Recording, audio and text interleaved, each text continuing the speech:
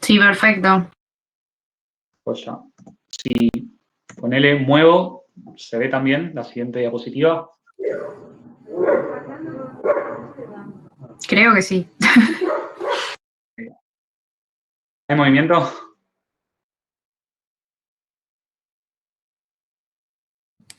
No, está siempre en la 2. No sé si todos lo ven igual. Listo. No se ve cuando comparten, pero bueno. ¿Ahí se le ve bien igual? Si no, lo hacemos Sí, sí, así. sí. Genial. Bueno, podemos empezar con el primer texto que seguramente vieron, el texto de guerra, que es un texto que habla de la revolución, las revoluciones americanas. Algo muy importante que tiene este autor, que o sea, es fundamental, grábenselo, es como la frase del autor, es que la revolución empieza en el centro.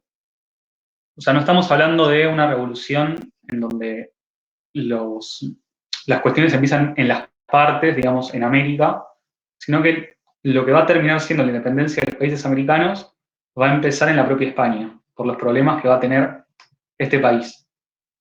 También va a decir que estamos hablando de múltiples dimensiones bajo un motivo común. O sea, hay situaciones que son puntuales de cada país, pero que están siempre todas en un mismo marco que reúne y siempre tira todo para el mismo lado.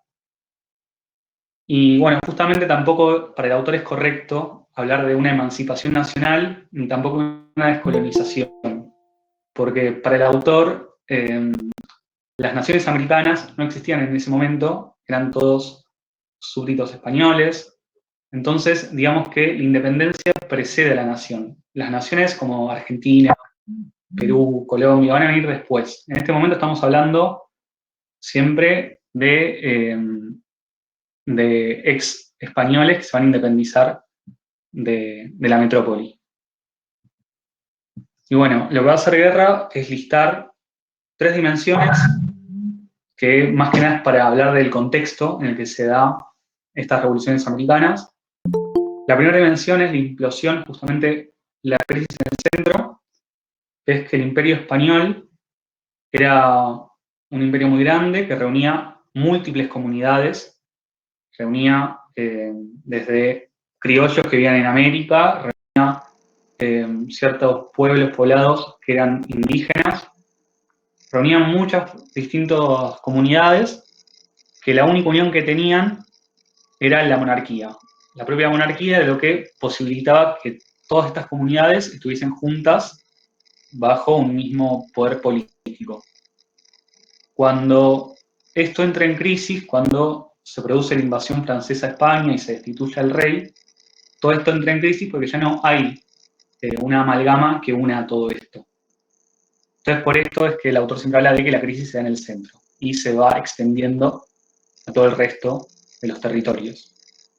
A su vez, todo esto se da en una época revolucionaria con una fuerte presencia de la Ilustración. Tenemos la Revolución Francesa, la Revolución de Estados Unidos como ejemplo, y también todo lo que es la Ilustración, que va a ser la base teórica, que va a nutrir el pensamiento de la época. Van a aparecer nuevos diarios, van a aparecer escritos que se van a empezar a propagar tanto en España como también en América. Y la tercera dimensión es que la independencia es una vasta conmoción social en la que van a intervenir múltiples actores, tanto sociales como políticos. Esto es, van a haber muchos actores, van a haber, tanto en España como en América, distintos actores que van a ir mutando. O sea, no van a tener siempre la misma postura, sino que en un momento van a pensar una cosa, después van a pensar otra. Es muy complejo estudiar todo este proceso. Pero bueno, las dimensiones no son tan importantes porque Guerra las nombra como para dar contexto, pero a él le importa más el proceso, justamente. Como Guerra no cree en causa y efecto, Guerra estudia todo como un único proceso común. Entonces, justamente es un proceso con un origen común, que es, como dije anteriormente, la invasión francesa a España y la destitución del rey, que crea un vacío. Ya no hay una autoridad que pueda reunir todas estas comunidades y, bueno, acá va a empezar justamente el problema. Va a dividir dos fases, esto es importante, seguramente les pregunten más que nada por las fases. La primera fase se da entre 1808 y 1810. Y todo esto va a suceder en España. El ritmo de esta etapa la va a marcar la coyuntura militar y política que va a haber en la península. Y el principal interrogante que se van a hacer va a ser cómo llenamos el vacío de poder que tenemos ahora que no está el rey. Y los actores que van a participar en esta etapa van a ser las ciudades, tanto sus autoridades como los intendentes, como los cuerpos, las juntas de gobierno. Y el debate va a ser siempre cómo llenamos este vacío de poder. La solución va a ser formar juntas de gobierno, que cada ciudad pueda formar la suya, se autogobierne. Después va a aparecer, por ejemplo, la Junta de Sevilla, que va a reunir a todas las juntas. Pero acá va a haber un problema, porque no se trata con igualdad entre las ciudades españolas, europeas, que van a poder formar juntas de gobierno, con las americanas. Va a haber un gran conflicto, porque lo que se pensaba que era una igualdad, digamos, lo que dice Guerra es que los territorios americanos no se veían a sí mismos como colonias, sino que se pensaban como parte constitutiva del Imperio Español. Eran tan españoles como Andalucía, como Castilla. No se pensaba en una diferencia. Entonces, cuando no está el rey y hay que pensar una forma de autogobernarse, acá empieza a haber el problema. Las ciudades españolas van a decir, no, los americanos no tienen el derecho de hacer esto. Nosotros tenemos que gobernarlos a los americanos. Y bueno, esta confrontación que va a haber entre los americanos que van a buscar igualdad y los españoles van a buscar defender sus intereses, va a ser lo que va a abrir la segunda fase. Dos ejemplos muy ejemplificadores de esto van a ser la Junta Real de Sevilla, en la que se ve la desproporción. Había 9 diputados americanos por sobre 29. Y ya cuando la Junta de Sevilla cae y se forma el Consejo de Regencia, en Cádiz, va a ser todavía más ostentoso la diferencia, porque van a ser 28 diputados americanos contra 200. Una América mucho más extensa en territorio y mucho más poblada, que va a tener una representación inferior que la española. Y acá va a haber un quiebre, una ruptura moral entre los dos continentes. Y va a empezar a mutar esta percepción americana de que ya no somos parte del imperio, no somos iguales, sino que en realidad somos una colonia, un pueblo, digamos, jugado por los españoles. La segunda fase se da a partir de 1810 en adelante, con la independencia de los países. En esta, Francia va a empezar a avanzar cada vez más sobre España, va a caer la Junta de Sevilla, va a ir a Cádiz, y se va a reemplazar por el Consejo de Regencia. Acá, justamente como ya hay una gran desigualdad todavía peor que antes, en este consejo, con la cantidad de miembros de representantes, ya los americanos no van a reconocer al consejo, lo van a desconocer, van a empezar a crear sus propias juntas de gobierno. Por ejemplo, podemos poner el ejemplo de Buenos Aires, en 1810. Y lo interesante es que los mismos debates que se producían en la etapa anterior, en la primera fase, que las tres ciudades pueden formar juntas de gobierno, si las españolas o las americanas, se va a empezar a dar en la propia América. Entre qué ciudades americanas pueden formar juntas de gobierno. Son las capitales, las grandes ciudades, también son las ciudades del interior. Es Buenos Aires, es Lima, es Chuquisaca o, por ejemplo, es Córdoba. Y bueno, se va a empezar a traducir ese conflicto previo también en América. Va a haber una fuerte fragmentación entre los propios territorios americanos por la pugna de justamente quién tiene este derecho o no. Finalmente, en 1811, en julio, España no va a reconocer las juntas americanas y va a empezar una guerra por pensar que estas están en desacato de su autoridad. Acá es cuando va a empezar la guerra entre americanos y realistas, que se va a empezar a dar en América. Algo importante a tener en cuenta es que no hay que pensar a los actores que van a intervenir en este periodo, en la segunda fase, según su clase social o su posición económica. Es decir, no hay que pensar que porque una persona es un comerciante de Buenos Aires va a favorecer la independencia americana porque le beneficia justamente que se abra el libre comercio. Esto no es tan así, las identidades políticas son móviles, van a ir mutando, en todo el periodo, una persona puede estar en principio a favor de la independencia, puede ponerse en contra o viceversa, o puede ir cambiando a lo largo de los años que van pasando. Una mutación en pleno proceso.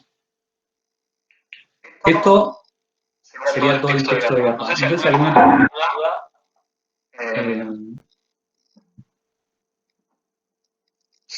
No sé si alguien quiere escribir por el chat. Si no, vamos a pasar al texto del decreto de Guerra, Muerte de Bolívar, que es como un ejemplo que dan en la cátedra, para entender todo este proceso.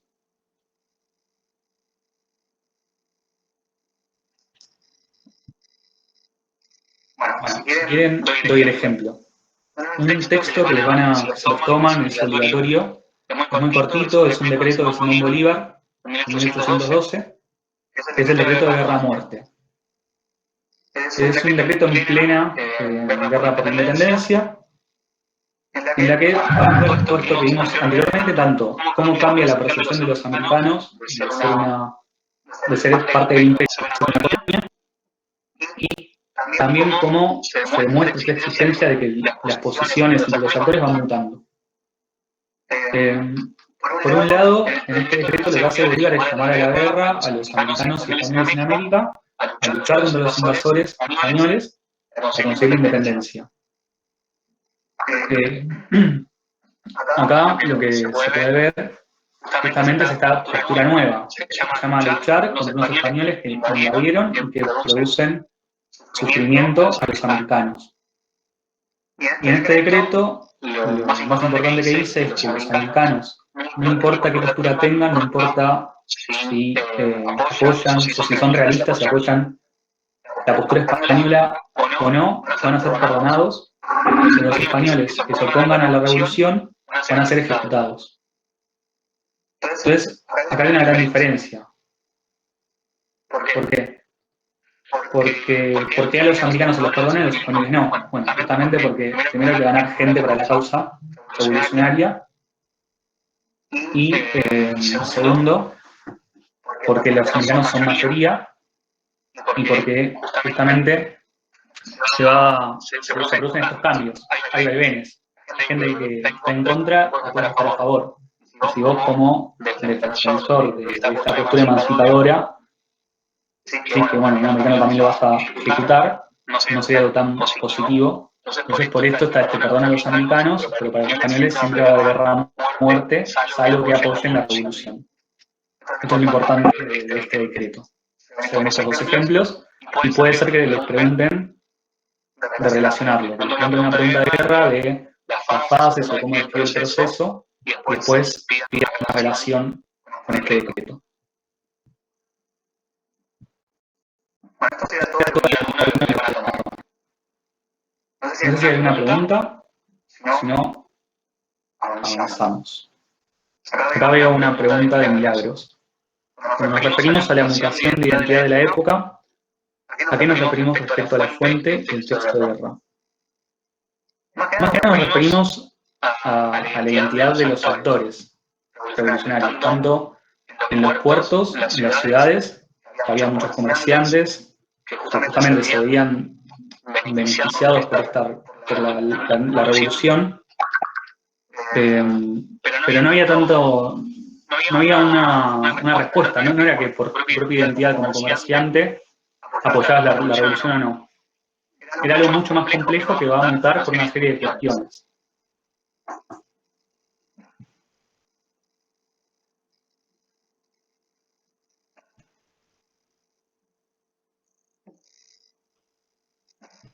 No sé si ahí respondí la pregunta. Genial. Bueno,